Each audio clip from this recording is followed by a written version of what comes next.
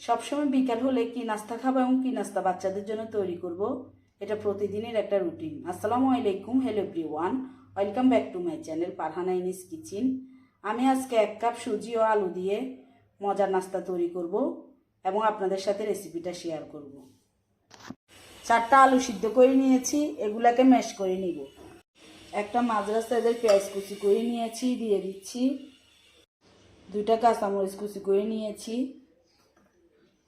1 table spoon ধনিয়া পাতা কুচি করে নিয়েছি।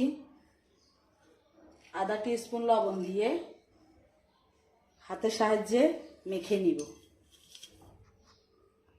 মেখে নেওয়ার পর আধা টিস্পুন আদা পেস্ট, আধা টিস্পুন রসুন পেস্ট দিয়ে 4 টেবিল স্পুন গাজর কুচি করে নিয়েছি, দিয়ে দিচ্ছি। এগুলো আমার ফ্রোজেন করা গাজর। মিক্স করে 1 কাপ সুজি দিয়ে দিচ্ছি।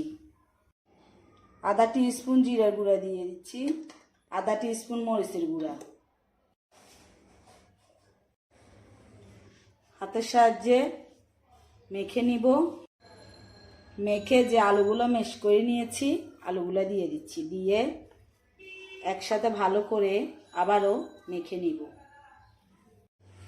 ভালো করে মাখানোর পর 10 মিনিট রেস্টে রেখে 10 মিনিট পর ফিরে আসলাম। এখন ব্যাটার থেকে একটু করে নিয়ে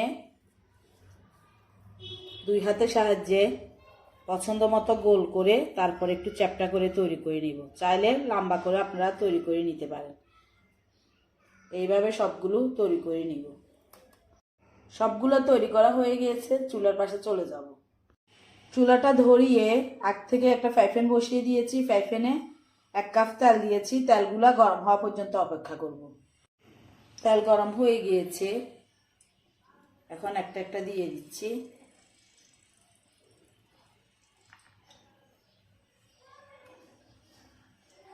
দিয়ে 5 মিনিটের মতো অপেক্ষা করব।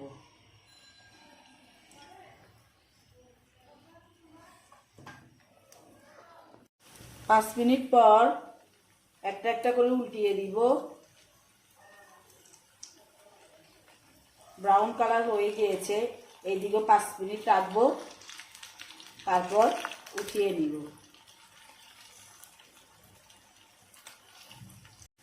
হয়ে গিয়েছে, এখন উঠিয়ে নিচ্ছি।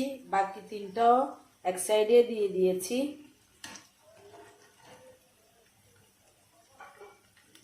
তেল জড়িয়ে নিচ্ছি। সবগুলো নাস্তা উঠিয়ে নিয়েছি, চুলাটা অফ করে দিয়েছি। এখন পরিবেশনে চলে যাব। একটা নাস্তা ভেঙে দেখাচ্ছি, দেখেন কতটা লোভনীয় হয়েছে। দেখতে যতটা লোভনীয় হয়েছে, খেতে কিন্তু তার চেয়েও বেশি দারুণ হয়েছে। বাসায় একবার হলেও ট্রাই করবেন। আমি চেষ্টা করি আমার প্রতিটা রেসিপি সহজ এবং সুন্দরভাবে আপনাদেরকে দেখানোর জন্য। আশা করি আপনাদের ভালো লাগবে। ভালো লাগলে একটা লাইক দিতে ভুলবেন না। আপনি যদি আমার ইউটিউব চ্যানেল থেকে ভিডিওটা দেখে থাকেন, চাইলে চ্যানেলটা সাবস্ক্রাইব করে রাখতে পারেন। আর ফেসবুক পেজ থেকে ভিডিওটা দেখে থাকলে পেজটা ফলো দিয়ে রাখতে পারেন। ভালো থাকবেন, সুস্থ থাকবেন। আবারও দেখা হবে নতুন কোনো রেসিপি নিয়ে। আল্লাহ হাফেজ।